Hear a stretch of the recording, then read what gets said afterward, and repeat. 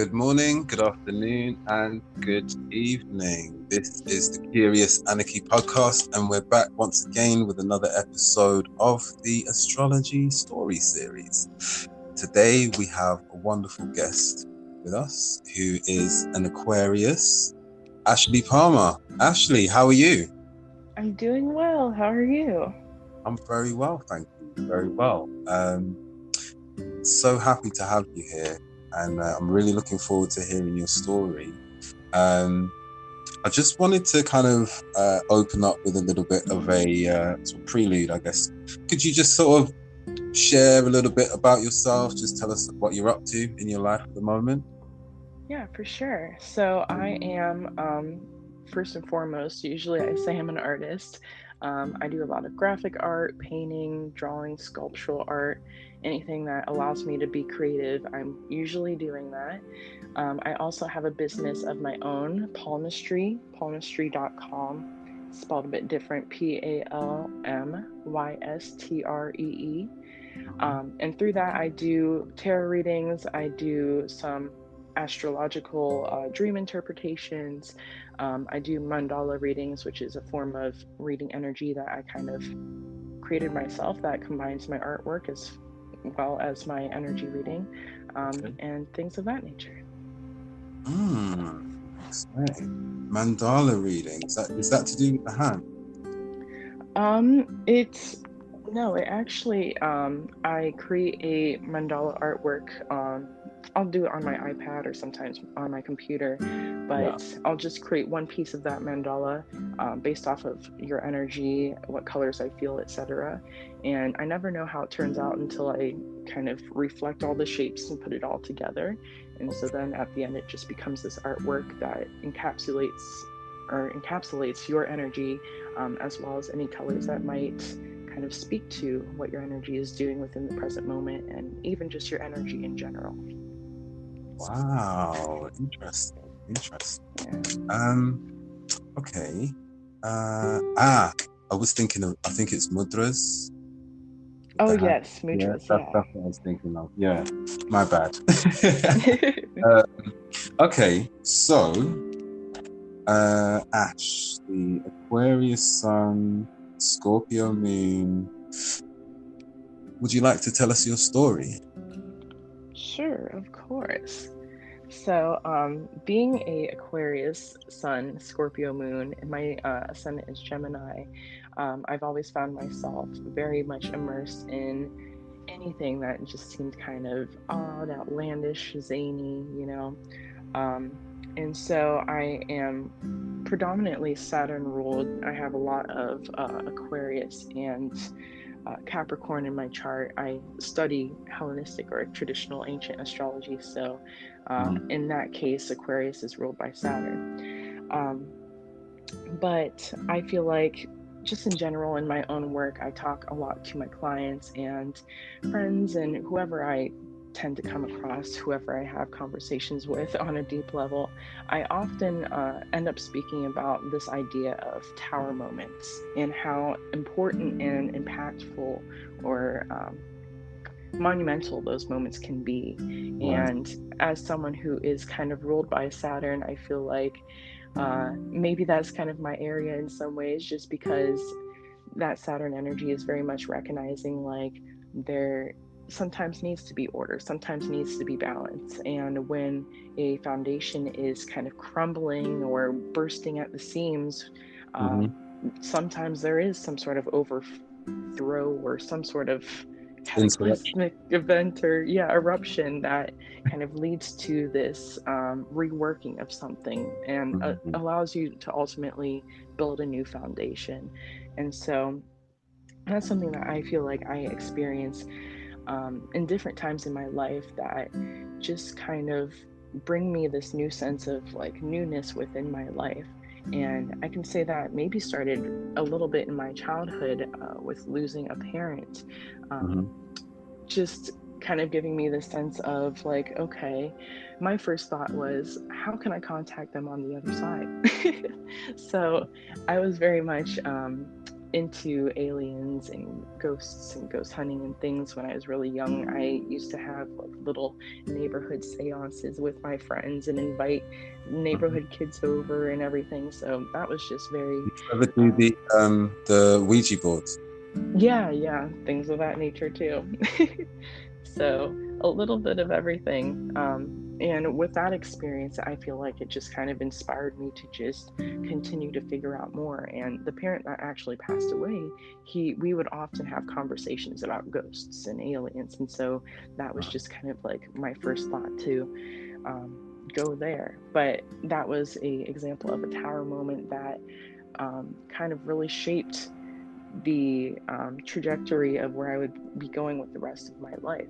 But after high school, actually, just kind of fast forwarding, I, inspired by him and just different people within my life, I had always wanted to be a entrepreneur. And during that time of my life in high school, or kind of just after, I was just kind of thinking about what I could be doing with my life. And the one thing I really wanted to do, that I knew I wanted to do, was be an entrepreneur. Didn't Mhm. know what I would be opening, if it were a business that I was opening, or what I would be doing or inventing. I just knew that that was for sure what I would be doing. And later on, I ended up coming into another kind of monumental um, relationship, but also kind of tower moment in my life Mhm. that really shifted where I went with all of that.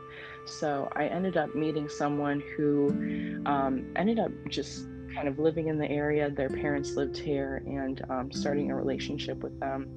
And I got really close to them, and they seemed like a great person. We would go and do shows, do a lot of networking in the area. I would live paint while they would do music or whatever they would do. They were also very, very creative. And we ended up actually moving to California. And so when I got there, I think one day we decided to go to Santa Monica Beach, just to go to the beach, and we were walking down the boardwalk, and this lady calls over to both of us, and she's like, hey, come over here. Have you ever had a tarot reading? And I was like, yeah, I've had one before. And she's like, well, come over here. I just feel like I really want to give you a reading, and just so you can see what it's like.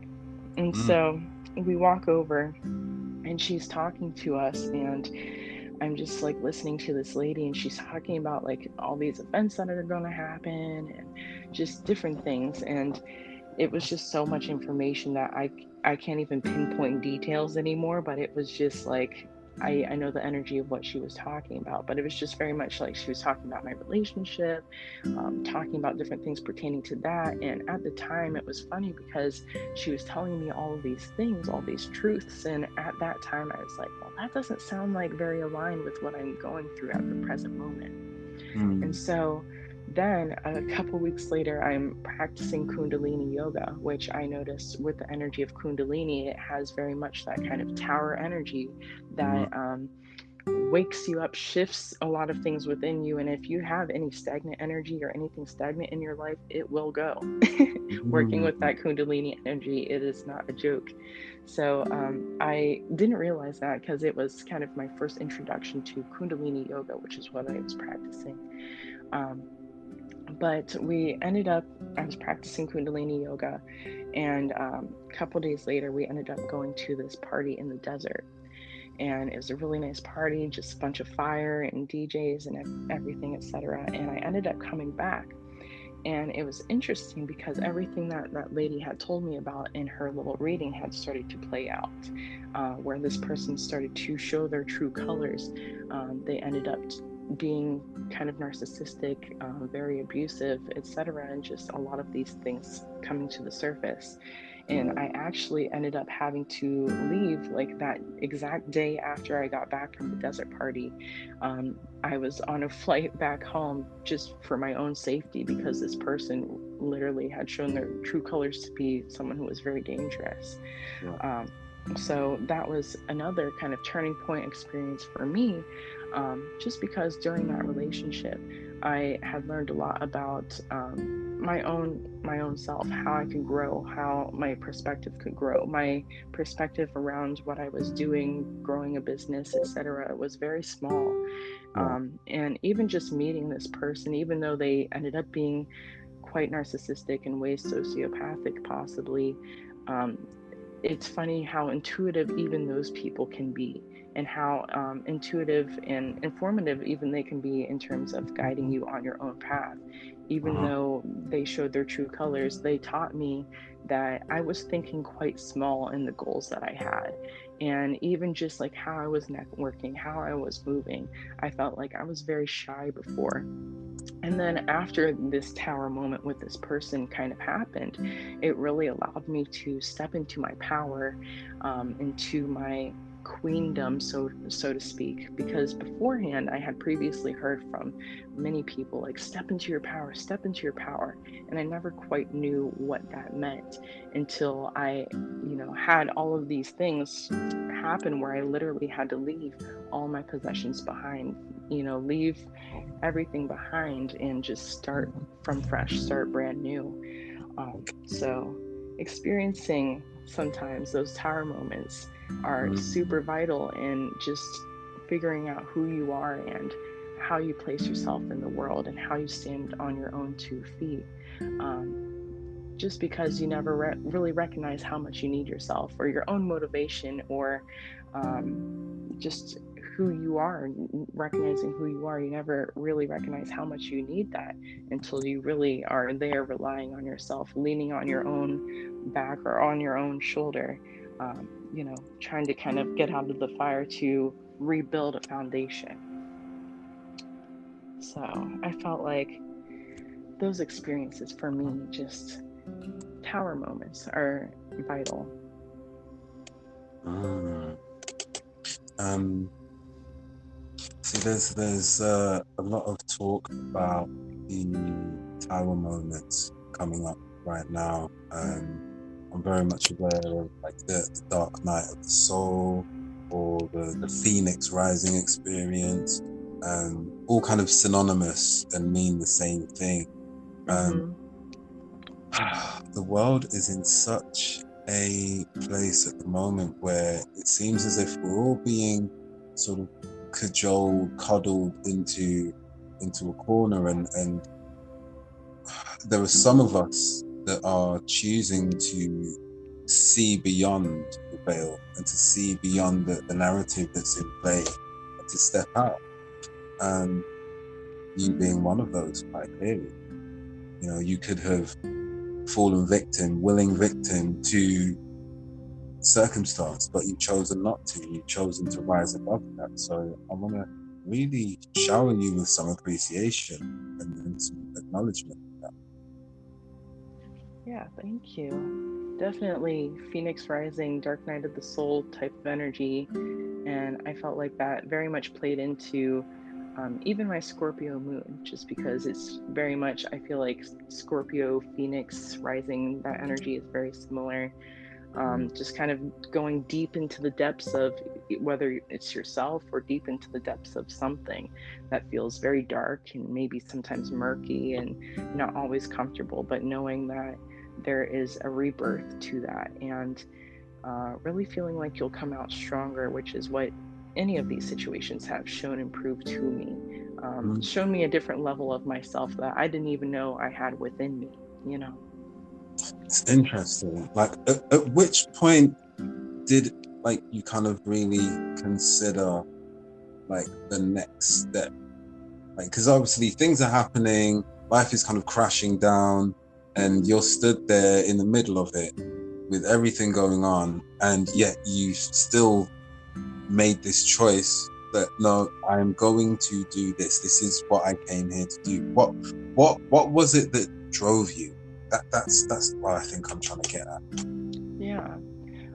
I think what drove me is just, I guess, knowing that that's kind of my backbone. I feel like creativity, just in general, which is enriddled into a lot of the different things I do, I feel like in a lot of ways, in a lot of cases, that kind of saved me.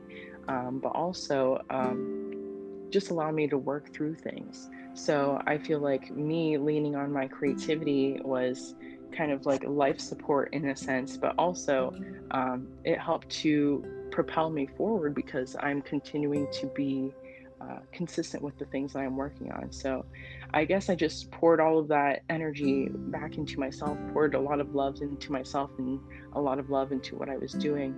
But also just through the things that I had learned from that relationship and from the different moments that I had, it just gave me even more motivation to get to what I was doing. And but also it allowed me to stand in my power a lot more as a person, speaking up for myself. And I felt like I was really shy when I was growing up, so now I'm a lot more outspoken. Making connections for me is a lot easier because I'm not afraid to speak up, speak to people, let people know what's going on. So finding my inner voice, I suppose, through all of that was one of the biggest things. Wow. And so when you say finding your inner voice, what do you mean by that? I would say finding the part of myself that wasn't afraid of being outspoken. That was like my inner voice. Felt like that voice or that confident person was always living within me, but wasn't like maybe living side by side with me, if that makes sense. Like she was in there just kind of like chilling out, and then I was like, no, we have to do this together, so you're gonna have to come on out. And so now we are kind of like linked arms, you know, being outspoken, being forward, being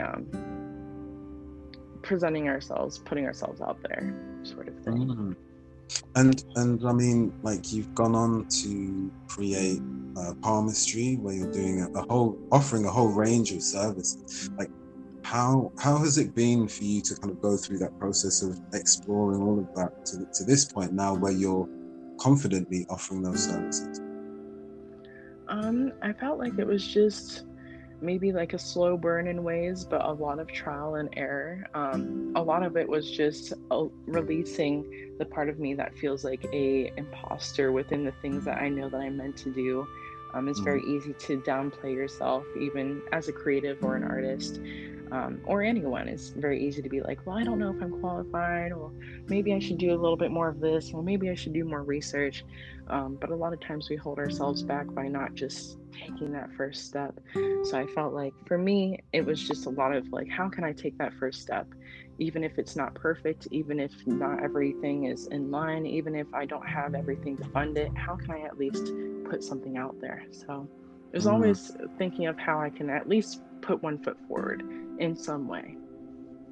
And okay, so let's kind of take it back then, just slightly. When everything was crashing down, what was that first step? That first step for me was actually self-love. It was pouring that energy back into myself. I felt like I needed to get clear on what that was for me, what that looked like for me, especially after maybe being in situations where the places I allowed myself to be in weren't exactly full of self-love. So figuring out what that meant for me, what that looks like, and that's also a big part of my business as well, how I can help others to, I mean, self-love is something you have to find yourself, but I feel like providing like a tool, like a self-love butter or something like that, or a necklace that reminds you of self-love, you know, providing something that brings you back to that, because I find that to be kind of like the fuel to the fire, any fire, just self-love in general.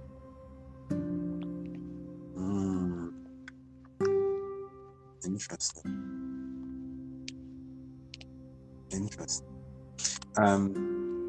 So can I ask then, like, you offer all of these services. You've traveled? Yes, I have.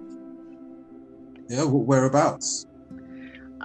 So I've just more so traveled to and from Jamaica. That's where a lot of my travels have been, or throughout the States. But a lot of my travels to and from Jamaica recently, I've been going since I was a child because my mother's Jamaican, so I have a whole bunch of family down there.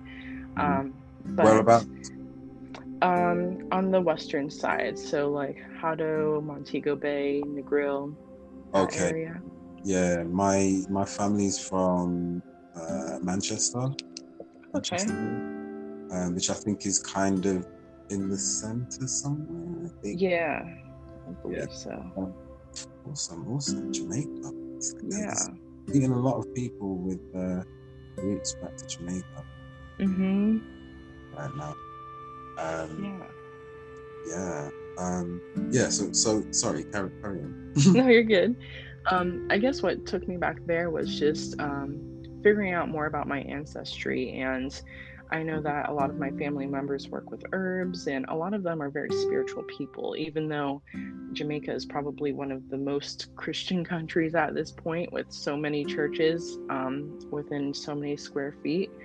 Um, but there's still a lot of inherent like spirituality that's definitely been passed on through generations. And so a lot of my travels there recently have been kind of like diving deep into my ancestry, connecting with my ancestors, connecting with the ancestry of the land, and what that means to me, and how I can further learn about the practices Hmm. from my ancestors to kind of further what I'm doing within my own work and just in my own personal life as well. I just feel like there's always a lot of benefit to knowing those things. And there's a lot you uncover too about your own self, just learning about the own things that you're doing and then seeing, oh, well, grandma used to mix up these herbs and build a tent and have all the kids sit in there when they weren't feeling well. And as soon as the steam started working, they would walk out of the tent and they would be feeling fine. So, different things like that, just bringing myself back to my roots and seeing how I can incorporate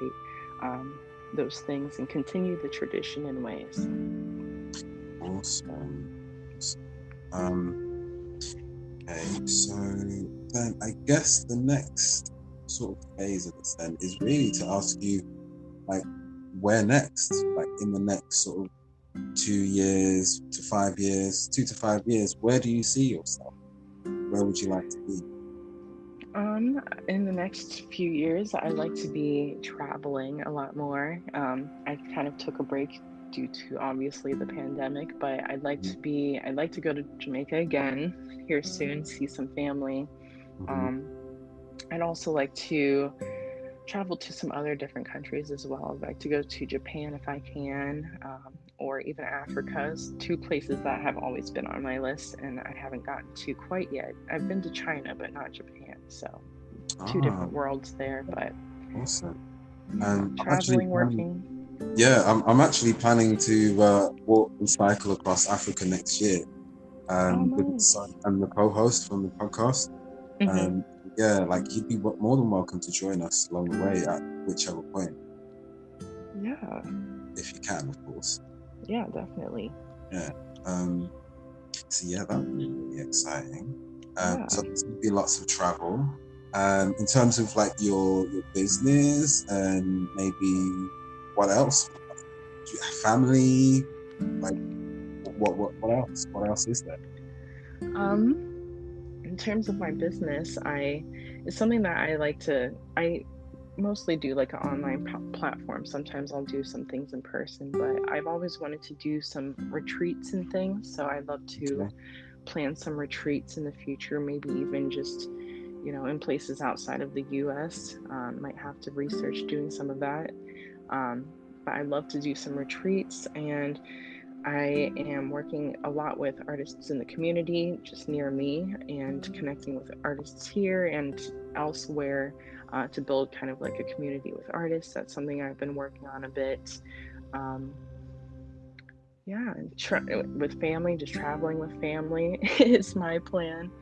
But yeah, travel, and getting work in when I can and allowing myself to be creative and make connections seems to be the plan for the next few years. Awesome. I think that is a wonderful end to this episode. Going through your story of the dark night, the soul, the tower, the phoenix, coming out on the other side and coming into your voice, finding your inner voice and using that inner voice to your advantage and with yourself and to others as well.